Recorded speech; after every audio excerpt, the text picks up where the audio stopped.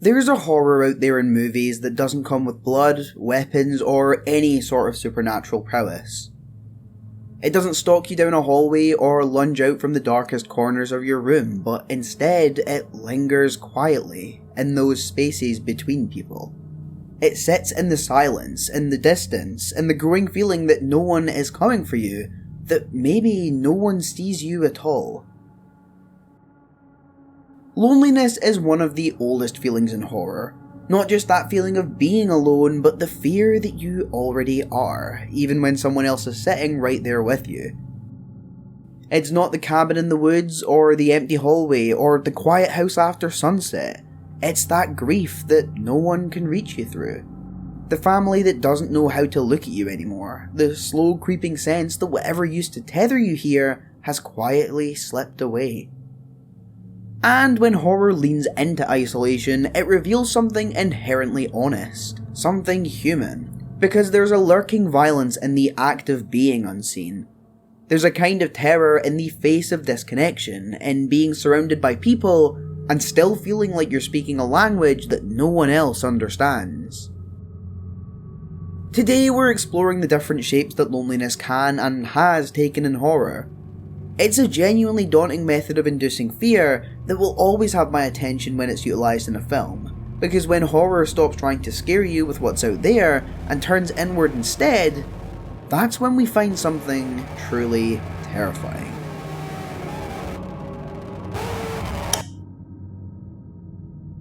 The concept of a message that never gets a reply or a signal that goes out and remains unanswered is a deeply unsettling one. It's not dramatic or violent, it's just silence. A silence that grows heavier with each passing moment. In horror, silence is a whole language of its own, and one that we could potentially make a video about in the future, but that's not for right now. It's one that doesn't need to be loud in telling you that you are completely alone here. The characters might not even know about it until it's too late. A missed call, an open door, these are the small, significant signs that connection has already died. In Kiyoshi Kurosama's 2001 Japanese horror film Pulse, the sense of disconnection is a force that acts as the overarching theme of the movie. In Pulse, the concept of disconnection is an emotional gravity, slowly pulling people from our world and into somewhere unknown.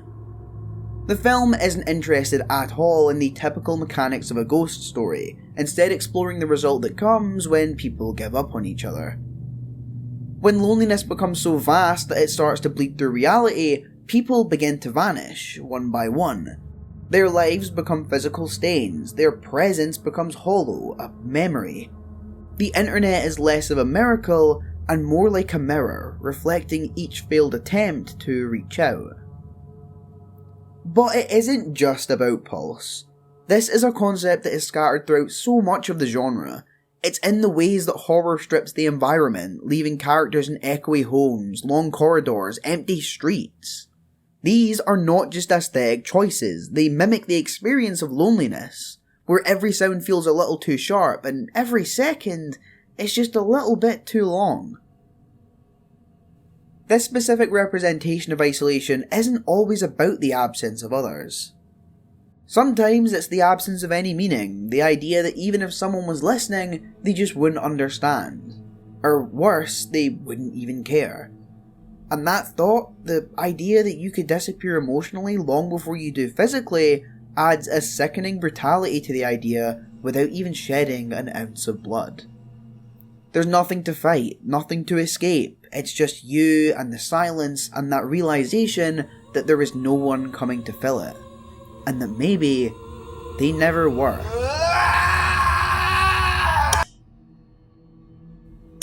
Sometimes isolation begins with a locked door, a missing signal, or a nauseating feeling that something is wrong, but there's no one to confirm it. Paranoia isn't something that stampedes into the room. It creeps in with this slow, whispery, logical nature. It begins with a question: why is no one answering me?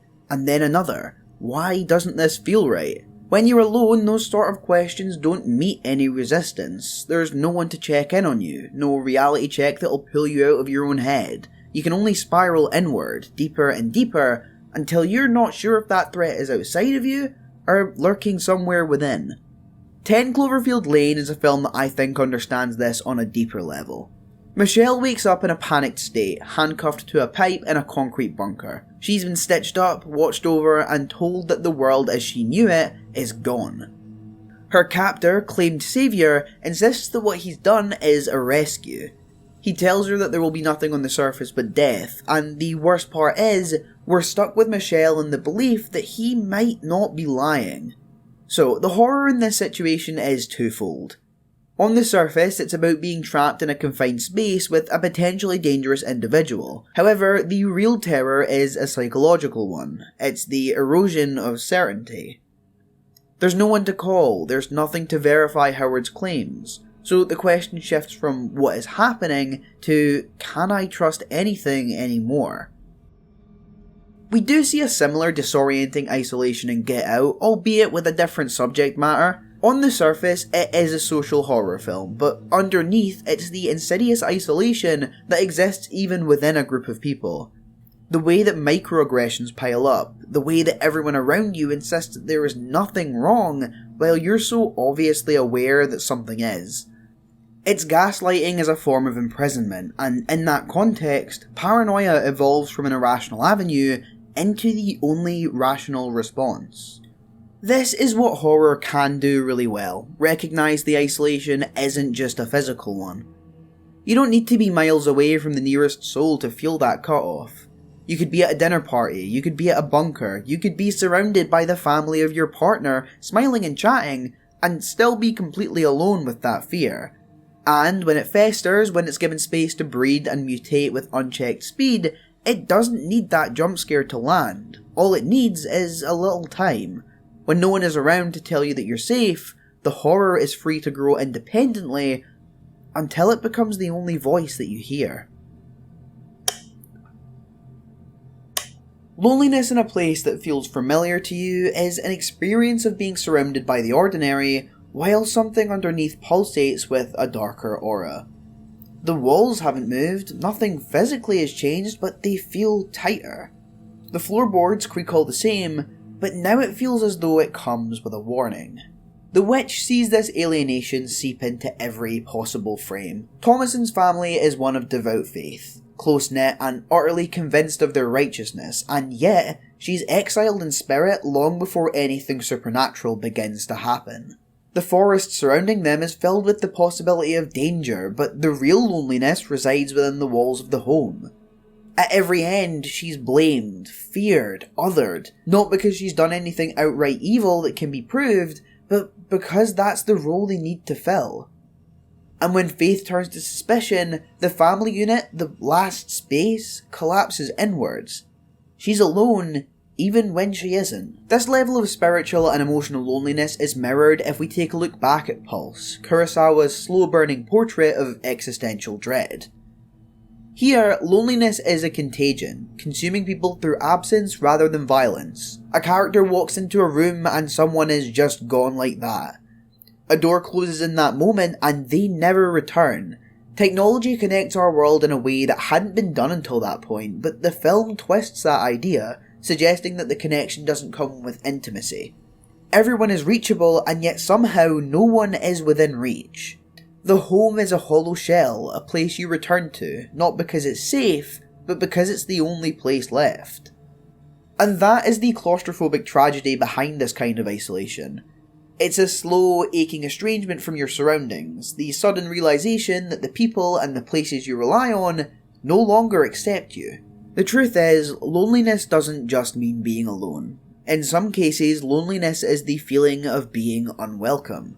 Out of sync, out of place. The house is still standing, the family sits at the table, the computer still glows, but something unspoken has shifted. And when that shift occurs, it becomes impossible to return to what once was, because you can never truly be at home in a place that has already decided you don't belong. To end the video, one of the ways I believe loneliness is best utilised is in the way it distorts. In horror, isolation can often act as more than a setting or circumstance. It becomes a daunting force, a pressure that warps everything around it: memory, identity, perception. And when that pressure goes on too long, it begins to crack us as people. The Babadook shows us a grief so real that it reshapes the reality of the protagonist. Amelia is emotionally and psychologically alone, even if she is technically surrounded by others. Her son Samuel is a constant presence, but their relationship is strained and volatile. She doesn't have an active support system in place, there's no space for her to grieve, and no outlet for her spiralling mental state. The people around her begin to treat the exhaustion she experiences like a burden, quietly implying that she should just be coping better. And so, as a result, she retreats inward. That retreat then festers, and from that, the Babadook is born. The scariest part is the way that this fabricated demon represents an internal truth, the weight of unspoken grief, shame, and rage. Amelia's isolation becomes literal because no one truly sees her. The horror emerges from the unprocessed, unacknowledged trauma that she's forced to carry alone. It's only when she comes to accept the Babadook in a sense, tuck it away and give it space, that she's able to slowly begin living again. She isn't cured by any means, but she's coexisting with the thing that had once completely consumed her. The horror of psychological isolation, especially the one represented in this situation, is that it never ends cleanly, it will always settle in. The Lighthouse is a film that takes that internal decay and externalises it with a mythic intensity. Thomas and Thomas are two men trapped on an island, tasked with keeping the lighthouse. However, slowly they begin to unravel. Their sense of time slips, the power dynamics shift, language devolves into deranged arguments, silence, and sea shanties. There are moments where they seem to become each other, or if theories are to be believed, were always the same man. It's dreamlike, almost hallucinatory at times, but it's grounded by the very real psychological collapse that is caused by isolation. In the absence of any connection to the outside world, they spiral. The masculine bravado gives way to obsession, ritual, and paranoia. The Lighthouse doesn't just ask what happens when you're cut off from everything. I may not be well versed in the true meaning of the film, but in my eyes it asks what happens when the only reflection of yourself is someone just as broken. Both of these films examine isolation as something corrosive. Not instant, but creeping. A force that doesn't scream, but whispers quietly, reshaping your world until you can no longer tell what's real. Both blur that line between the internal and the external, showing us how isolation doesn't just affect how we feel, but distorts who we are as people as well. That is real fear, losing the version of yourself that connects to others. When that's gone and there's no one left to reflect back who you are, all that you're left with is silence, and sometimes that silence can be loud enough to swallow you whole. Loneliness in horror isn't just a plot device. It's more than remote cabins, dark hallways, or the last survivor limping through the night. It's something deeper, something quieter, something much more personal than that. Because the truth is, loneliness is a universal feeling. It's something we've all tasted to some degree, even just for a moment, and that's what makes it such a potent storytelling dynamic in horror. The several films I've looked at today don't scare us with monsters or violence. They scare us by showing us what it means to feel unseen, unheard, or unanchored. Sometimes it's physical, the world moving on without you, or locking you in with something you can't explain. Sometimes it's emotional, the realization that the people closest to you don't really see you at all. And sometimes it's something darker, when even your own mind starts to close that door behind you. But across all of these stories, there's a shared understanding that isolation changes people.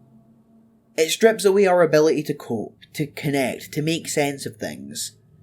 It doesn't just threaten your safety, it threatens your entire sense of self.